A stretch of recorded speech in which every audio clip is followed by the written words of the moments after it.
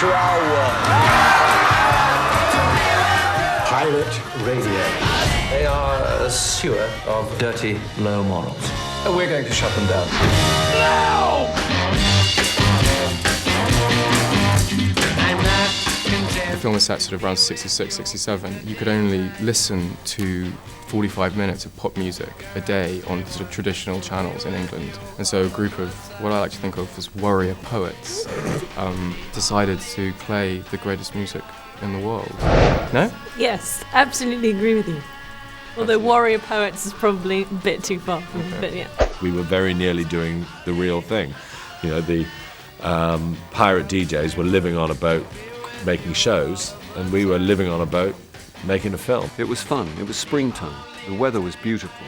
We were on the big red boat with all those funny guys. We were there every day, playing loud pop music, with massive speakers, smoking cigarettes. And a lot of the time you had to dance and fool around. And there were days when you thought, yeah, this is kind of what I had in mind when I became an actor. I'm going red, but my tongue's getting tired. Tongue's getting tired. I'm up my head, my mouth getting dry. I've always loved pop music enormously, and I wanted to write a film about it where I could put in huge numbers of songs. And then I was just thinking one day about pirate radio, and I thought, that's a funny idea. 8 megalomaniacs, 8 mad men, all on one tiny corridor. Could I introduce Carl? Hi, I'm Angus. I'm the Count. Oh, I'm a lesbian. You know what a lesbian is? I do. Fun times, eh? It was lovely to work with, I mean, so many kind of incredibly talented men, and Tom, obviously. Who And Tom. So many incredibly talented men and Tom. I meant because Wow. you're a talented boy. Well, it's lovely to meet you, miraculous Maria. Can see why you wanted that condom. What? Yeah, Yes. no, it was. No, It wa- absolutely. it was because there. it was great because, as I said, we've known each other forever, so it was sort of like kissing your Sister. brother. But which is something that, you know, apparently can be pleasurable, so it was good. And yes, ladies and gentlemen of Great Britain, Carl has emerged from the Chamber of Love.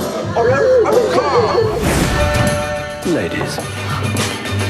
Busy day. Yeah, so I see.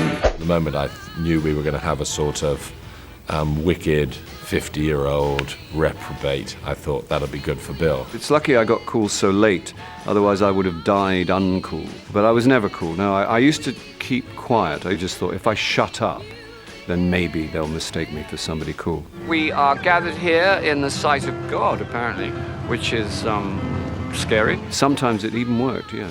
But then you'd have to speak at some point, and the whole thing fell apart. Spectacular mistake.